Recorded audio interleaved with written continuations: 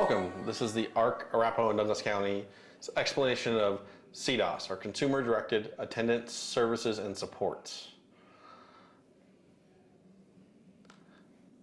So CDASS, or as I said, Consumer Directed Attendant Services and Supports, really lets you as the individual or the family member decide who you want to hire to provide a small level of supports within the SLS, or Supported Living Services waiver here in the state of Colorado.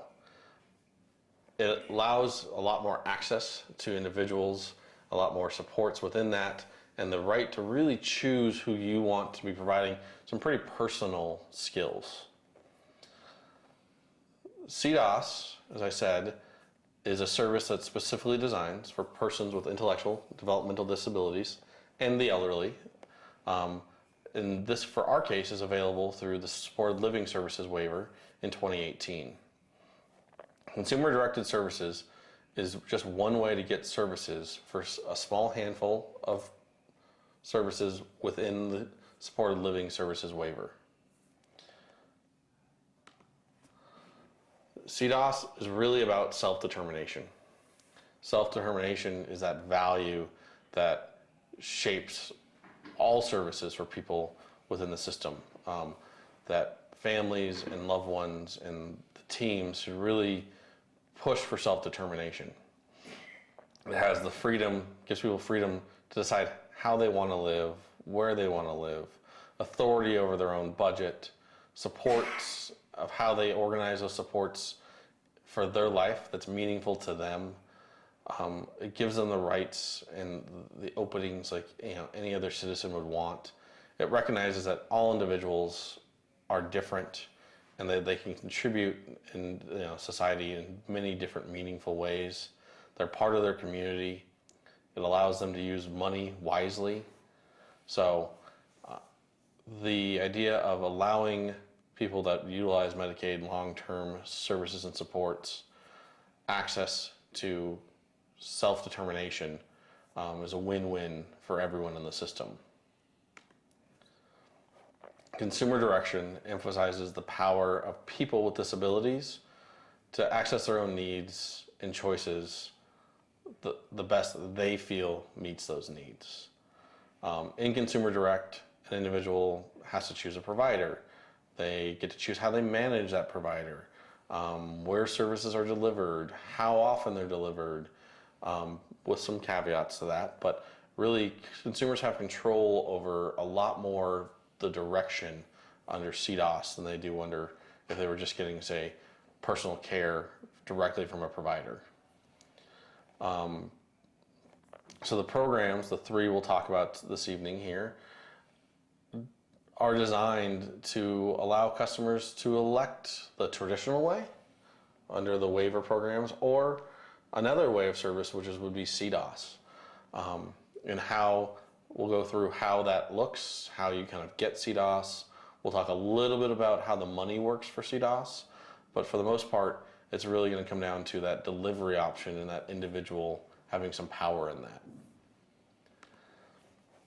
The quick basics of CDASS: an individual hires their own staff. The individual manages all the hiring, training, timesheets, and budgets for that staff. They get to set their wages for that staff. There are some rules around what that wage really can look like, but they get to do that for the most part. They get to have an authorized representative that doesn't get paid, but helps them kind of make some choices. They have 2 attendants, so 2 staff members. One can just be a backup, but they at least get to have that. They're the legal responsible person, can be attendant. So anyone they feel is appropriate for them can be an attendant if they pass some of the checks and balances we have. If it's a family member, there's some limitations. They can only do 40 hours a week, that labor law component. You, as a family member, need to be able to provide extraordinary care that's above and beyond what you would kind of typically do for anyone living in the home with you. And then we'll go into what those details look like here in a little while. The big thing is that CDASS waives the licensing requirement for skilled care. So it allows anybody that you feel is the individual or the loved one making the choices for that individual or with that individual, the power to say, I don't need a nurse to do this. This person is fully trained in helping me with some of my needs. It gives you a lot more flexibility. You're not following a nursing schedule or an agency schedule of when they can have nursing staff at your door. There's no backup agency. You're the hire and fire, and that's your staff. So if you don't, there's no agency to kind of help maybe guide you through some of this. The loved one that's using CDASS needs to be in stable health. They can't be in and out of the hospital on a regular basis. They have to be in a pretty stable health condition. It doesn't mean they don't have health needs. They're just stable with those needs. And then that staff, or attendant as we'll call them, will provide personal care, homemaker, and health maintenance, or a combination of those depending on that individual's needs. So what services can one use under CDASS? Well, the three we just talked about. Personal care, again, completing skills of ADLs, so bathing, toileting, eating, dressing. Health maintenance. Health maintenance is helping them with health-related activities, typically provided by a CNA or an RN or LPN level of care. We can provide that by waiving the Nurse Practice Act with someone that they feel is comfortable to provide that level of care for them without having to be a nurse. And then Homemaker Services, so either basic or enhanced, that insist on the general cleanliness and health and safety of the environment that the person lives in. We'll dive into how all three of those work together, how there's some rules of if you use one, you have to use the other here in a little while, but that's basically what CDASS provides, is allows you to have your own personal attendant to provide one, if not all three of those services on your own budget and timeline. So consumer direction.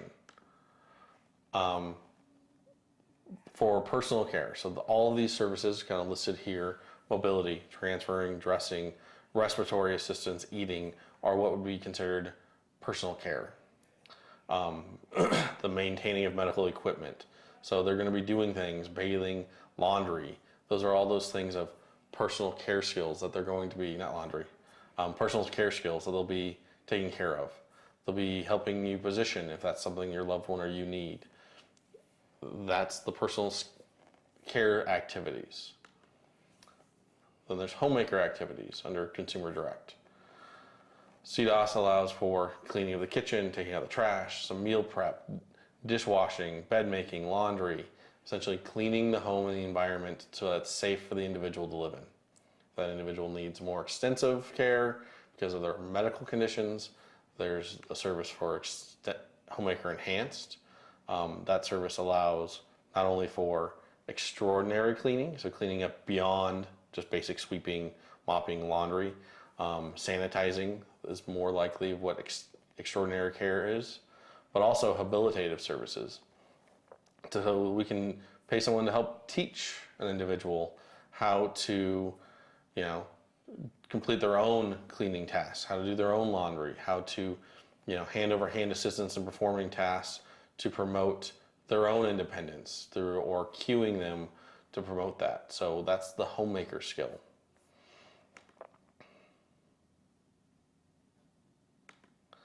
Then there's the health maintenance service. This is really one of the big parts of CDASS. This is the part that we waive the Nurse Practice Act that allows someone that's not a CNA or LPN to do health maintenance activities. So they can do some respiratory care, bathing, nail care, things that are considered skilled services. Mouth care, positioning, exercise, bladder or bowel care, that would be considered skilled activities that typically, under the law, a nurse would have to complete. Under CDASS, and using the health maintenance service, you can provide that through an attendant of your choice. That doesn't need to be a nurse because you are going to train them on these tasks so that you feel that they can complete them safely and responsibly. So under CDASS, you have to have an authorized rep. That rep could be the person with a disability. More than likely, it's going to be somebody else. It's different than what we call an authorized rep under the financial stuff for Social Security. So just note that. But this rep really is someone that's helping the individual direct what those services look like. The rules around that is you have to know them. They have to have known that person for 2 years. It can't just be anybody off the street. They have to have some working knowledge of the person so they can best help support them. An authorized rep is going to help make decisions of who to hire.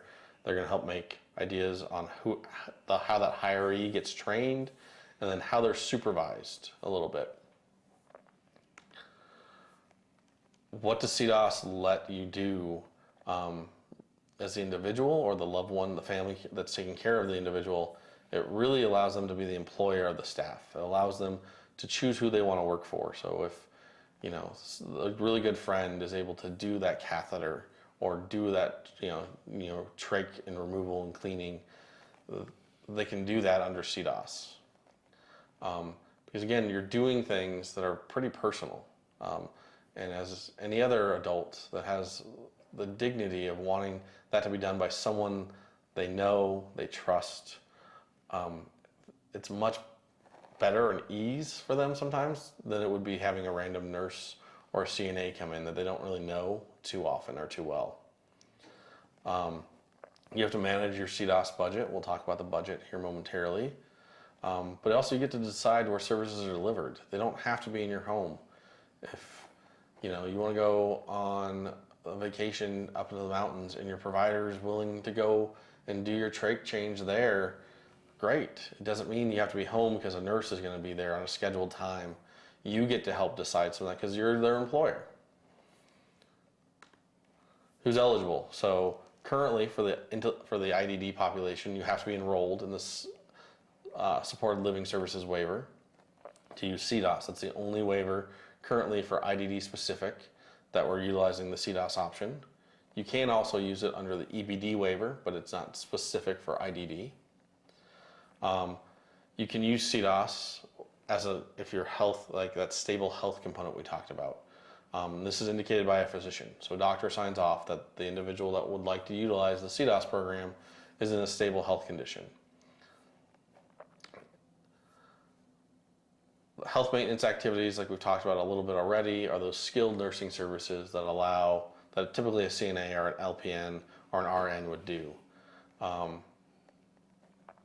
Health maintenance allows those same skilled activities to be done by someone that doesn't have those licensures, because again, it's your personal choice. You get to hire them, or your loved one, or whoever it might be is hiring and providing that training to show them how to do any of those skilled maintenance activities. You can't sadly use home maintenance and home health services combined together. So you essentially can't have a CNA or an LPN on top of having health maintenance already in the plan. You need to pick someone to do it that's not a nurse, or someone to do it that is a nurse, unless you're getting some acute care, and that's a whole different kind of understanding by the state. So then you need to work on how you define what you need. So you need to talk with a case manager at your community center board about what your needs are. They will, how you would utilize personal care or homemaker services, or what health maintenance needs you have or your loved one might have. If you decide to use the CDASS option, there is a training that either the individual, if they're able to, or the authorized rep has to take through the state. The training sessions are offered in many different ways: phone, personal, or online. Training can range from 2 to 4 hours, depending on what training you're taking and what the needs are. As either the individual or the authorized rep, for the loved one, you're responsible for hiring staff, maintaining at least 2 attendants. So again, one can be the backup. Training that staff, approving their timesheets, keeping spending within the approved allocation or budget set up with your community center board and case manager. Essentially, if the individual can't do this on their own, they can appoint that authorized rep we've talked about, which can be a loved one or someone who's not the paid staff doing the supports. So a lot of individuals will ask, well, how do we hire staff? Well, Consumer Direct will give you information. That's the agency the state of Colorado utilizes on how to find and hire staff, how to support and supervise them, then also how to terminate employment if needed. For the most people that are going to utilize CDASS, you're going to use a family member, you're going to use a personal friend, someone you know already. That might not be the case, and you might have to go find someone that you want to use, and this Consumer Direct can help you with that. For the most part, you probably have someone that's going to be your CDASS attendant. Again, that family members who are attendants are limited to 40 hours a week. If your attendants are not family members, if they're just a friend or a neighbor or someone like that, they can work over 40 hours, but you have to pay them overtime. And that's going to pull into a lot of the budget you have. How does staff get paid? There's a fiscal management service agency who's responsible for the payroll and other related expenses. So you or your authorized rep, however that might work, would report their earnings, their timesheets to this agency. That agency then will essentially do something of either direct deposit or mail a check directly to them, depending on how your attendant or staff decide they want that received. So you're in charge of kind of making sure that the timesheets and they're working their hours they want, what they're paid. This agency is the one that actually kind of cuts the check as like a payroll company. Your case manager is going to help develop a service plan based on your needs, just like they always should be doing. They'll make sure you're staying within your spending limit for the supported living services waiver. Except for your health maintenance activities, that's a different pot of money we'll talk about in a moment. They'll make sure you receive the training before starting CDASS. Like they have to make sure that you've done your part as the authorized rep or the individual or the family member that's going to be the attendant before they can get you started. And then they kind of maintain and visit you to see how it's going and see if it's still a manageable option. CDASS is like any other choice. You can choose to use it, and if it works and it works for you, great. If it doesn't and you want to go back to find a CNA or do something different, you always have that choice. We just need to talk about it and figure out how that works. This is a basic idea of how one would get CDASS up and running with their case management. So the client meets the requirements for CDASS. They meet with their case manager. They complete some tasks. The client goes through or the authorized rep goes through the training for CDASS. The attendant and support plan is assembled. The paperwork from the financial management service agency is submitted, so they're enrolled there. The prior authorization is submitted by the case manager, and then they start the enrollment process. Normally it takes anywhere from 3 to 4 months, could be longer, depending on the individual and what the needs are, to get CDASS up and running for an individual. The CDASS budget. So this is the hard part to explain sometimes. So under the supported living services waiver, there's a support plan authorization limit, which is the money limit. It's how much each individual gets to utilize for services based on their needs. So under one part of it, there's the normal activities that we get for this under the supported living services waiver: day program, employment, behavioral services, professional services, specialized medical equipment, mentorship. Those are all the general typical services under a normal service plan. There's also personal care, Homemaker Basic, and Homemaker Enhanced. Those can be utilized under the regular service plan and that service plan budget. There's also some outside the SPAL spending, which is assistive technology, home modifications, vehicle modifications, dental, vision. That's money that's outside the spending limit, so that's its own pot of money. And then there's also the health maintenance budget. There's a monthly cap to the health maintenance budget, but it doesn't come out of an individual's support plan authorization limit. So it's a separate pot of money. So you can utilize CDASS for health maintenance and for all your other waiver services. and the CDASS, the health maintenance part of it, won't take away from your other budget. If you need to utilize CDASS for personal care or homemaker, that would come out of your normal support plan authorization limit, and then health maintenance is its own budget. Let me try and clear that up here a little bit with a few other slides. So there's two possible budgets under an individual utilizing CDASS under the SLS waiver. There's the one where they're using their small budget and they're using the normal services under that because they don't need personal care or homemaker. Those, if they need those are under that SPAL, and they have to utilize, that's part of their normal budgetary requirement under the SLS waiver. Health maintenance is its own little piggy bank over here. The caveat to that is if you need health maintenance and personal care and homemaker, you have to use them all under CDASS. So if you want homemaker services and health maintenance, you have to have an attendant that does your health maintenance and that would either also do your homemaker services, or it could be another attendant to do that. But you can't utilize an agency to be your homemaker or personal care if you're using health maintenance.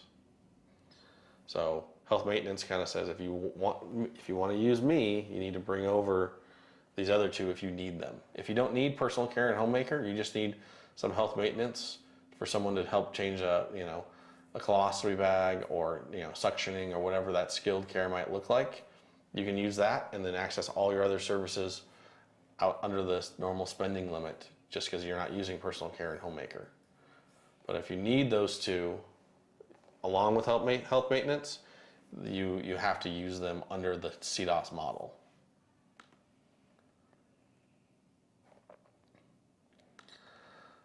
So when you're utilizing CDASS, the rules, like I just kind of talked about, if you're utilizing that health maintenance, you have to utilize that personal care side of it. And you have to use an attendant. So a lot of families can struggle with that idea of they have personal care already in the plan or homemaker in the plan, and it's either being done by a family member under the family caregiver, or it's being done by an agency, say John William Agency, or whatever you might utilize them. If you decide you're going to use CDASS because you want to use that health maintenance and not have a CNA provide skilled care, you need to decide, do we have that agency stop personal care or homemaker and have the attendant start doing that? Do we have maybe grandma that's doing personal care and homemaker becomes the health maintenance so she's the one that becomes the attendant, so it's an agency stops again providing that service.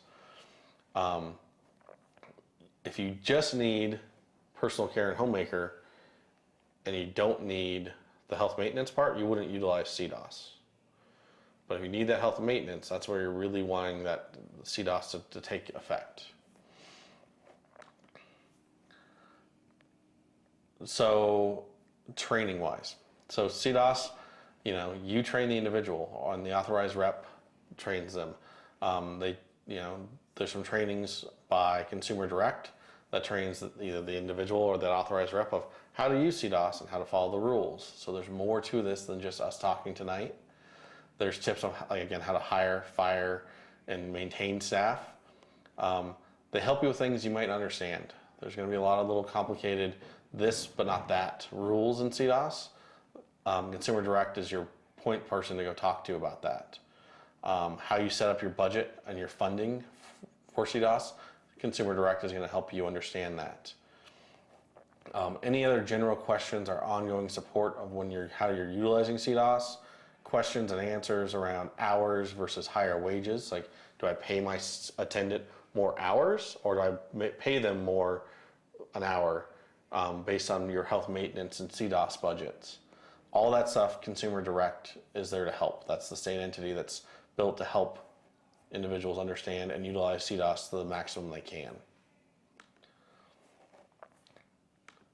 So under that, there's a few decisions to be made. So a case manager, you need to talk with them about the changes and additional services. They'll look at question you about allocations and figure out how the budget works.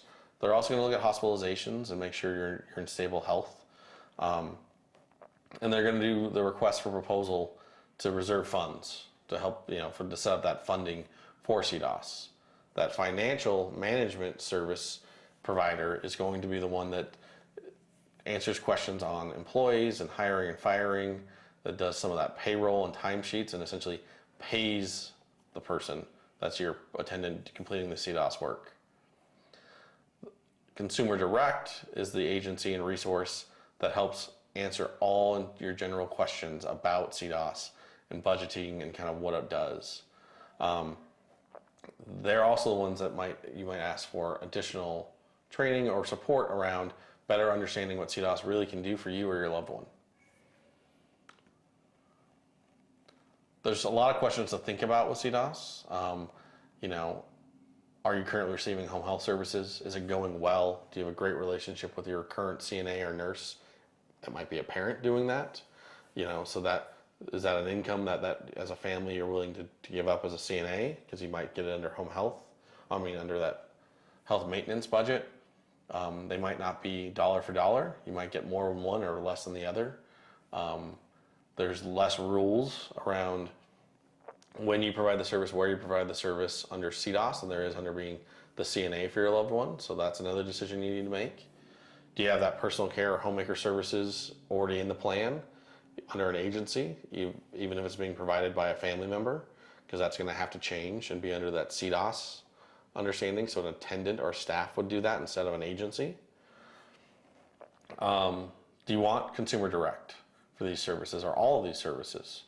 Because that's really kind of what you're looking at. And so you as a family, for your loved one, the individual, need to consider the pros and cons.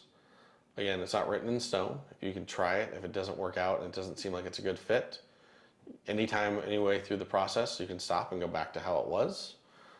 We can stop and reevaluate to see if there's a different option, maybe a family caregiver, or looking at different services or supports within the SLS waiver that could help an individual. But really, it's a big family decision of, do we want to utilize CDASS under that SLS waiver?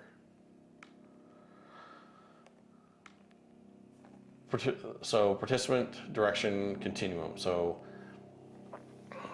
as someone using CDASS, the client supervises their attendant or staff member for that health maintenance, personal care, and homemaker services, and the client manages their own money.